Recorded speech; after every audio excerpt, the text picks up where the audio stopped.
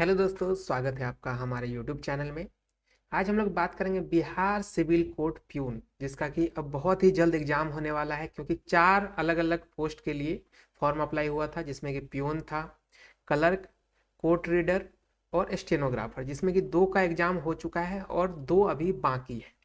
तो अब लोगों के मन में फिर से जिज्ञासा उठ रही कि ये वैकेंसी 2022 में आई थी, 23 में एग्जाम हुआ नहीं, तो 24 में जब मान लीजिए एग्जाम होके हमारा सिलेक्शन होगा तो कितनी सैलरी बनेगी। क्योंकि इससे पहले भी मैंने 22 में भी एक वीडियो बनाया था, जिसमें कि 22 के रूल रेगुलेशन के अकॉर्डिंग आपको सैलरी बताई गई थी। फिर 23 में एक बनाया जिसमें कि 23 के अकॉर्डिंग था। अब 24 में लेटेस्ट क्या सैलरी रहेगी उसके बारे में हम लोग चर्चा करेंगे। तो चलिए वीडियो की शुरुआत करते हैं। उससे पहले चैनल पर नए हैं तो सब्सक्राइब, वीडियो को लाइक कर दीजिए। सबसे पहले मैं एक बार यहाँ से पेन अपना अलग कर लेता हूँ। हाँ, अब देखिए ये जो वैकेंसी है, प्योन की बात कर रहे हैं, चपरासी की बात कर रहे हैं, ये लेवल 1 की वैकेंसी है। और इसका जो बेसिक पे रहेगा, स्टार्टिंग होगा 18,000 से, ये 56,900 तक ये जाएगा। आगे ये बढ़ भी सकता है, बट अभी की बात करें तो 18,000 फर्स्ट सैलरी आपको 18,000 बेसिक पे मिलेगी। ग्रेड पे की बात करें तो 1800 का ग्रेड पे है इसका। ठीक है, इसमें बहुत ज़्यादा कन्फ्यूजन रहता है, तो ये आप नोट कर लीजिए।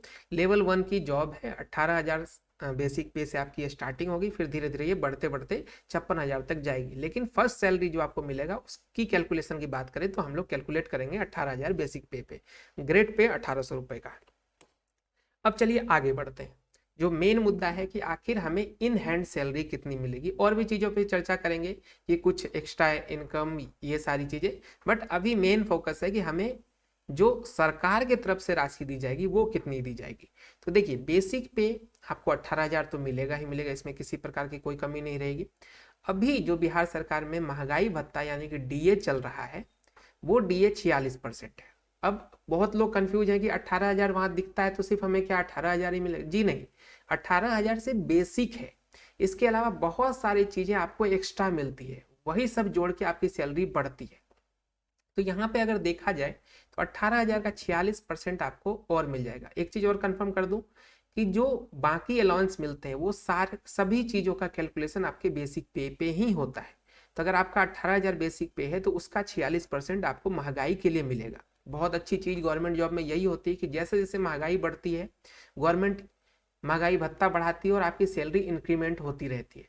लेकिन ऐसा प्राइवेट सेक्टर में नहीं होता कि महंगाई के अनुरूप आपकी सैलरी बढ़े। तो यहाँ पे पहले ये 31% था, फिर 34 हुआ, 42 हुआ और अभी 46 हो गया है। फ्यूचर में और भी बढ़ेगा, लेकिन अभी जो करंट में चल रहा है वो 46% चल रहा है। उस अकॉर्डिंग अगर देखा जाए तो 18,000 का 46% 8,280 रुपये ये आपको और मिल जाएंगे। इसके बाद बात आती है हाउस रेंट की। ये भी आपको गवर्नमेंट की तरफ से पैसे दिए जाते हैं।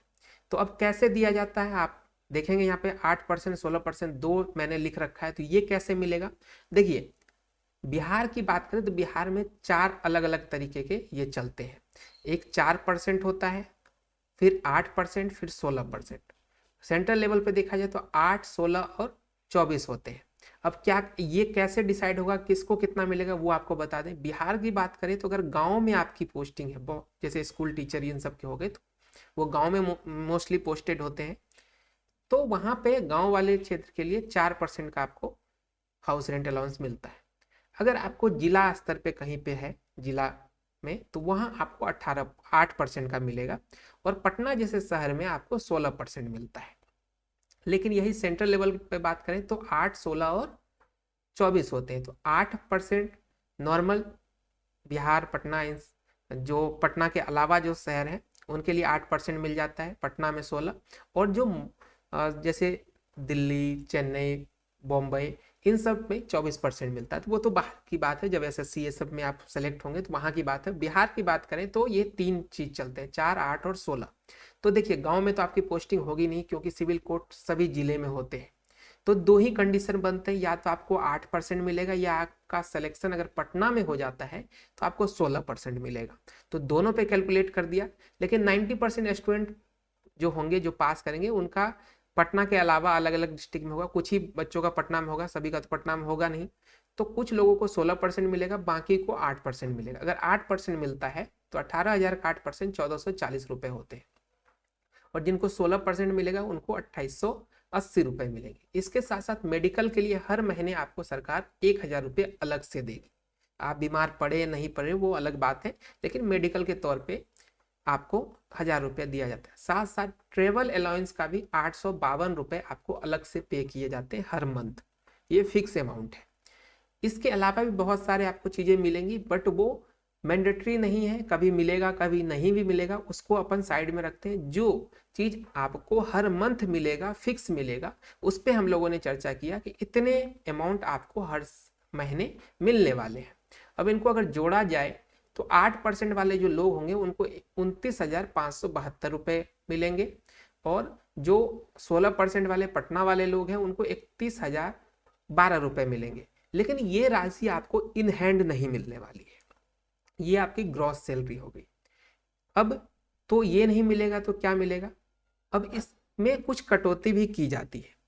वो कटौती क्या होता है उस पर चर्चा करते हैं। तो देखिए, कटौती होता है एनपीएस। पहले ओल्ड पेंशन स्कीम था, उसका रूल रेगुलेशन अलग था। अभी जो एनपीएस चल रहा है, जिसपे लोग हंगामा भी कर रहे हैं कि ओल्ड पेंशन स्कीम लाया जाए, लेकिन जब वो होगा तो होगा।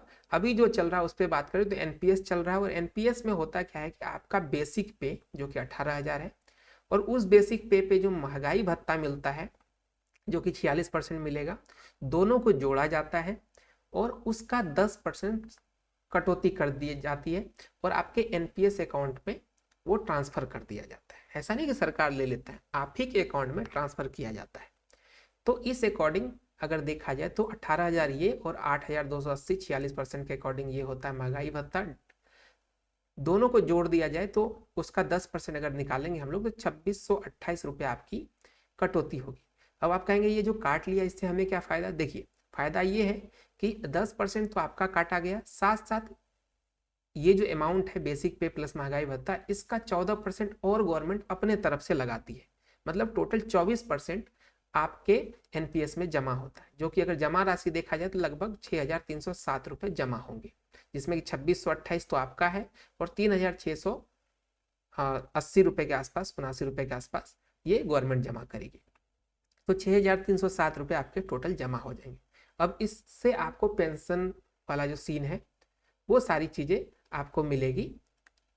जो भी रूल रेगुलेशन होगा गवर्नमेंट का वो इन्हीं पैसों से, इन्हीं के इंटरेस्ट से जब आप रिटायर करेंगे तो मिलेगा।